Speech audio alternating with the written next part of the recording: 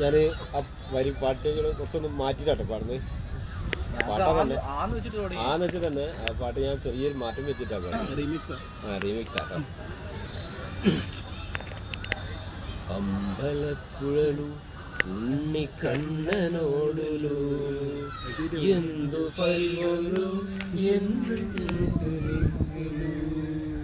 തൃപ്രസാദവും മൗന ചുംബനങ്ങളും കൊണ്ടുവയ്ക്കുവാനോടി വന്ന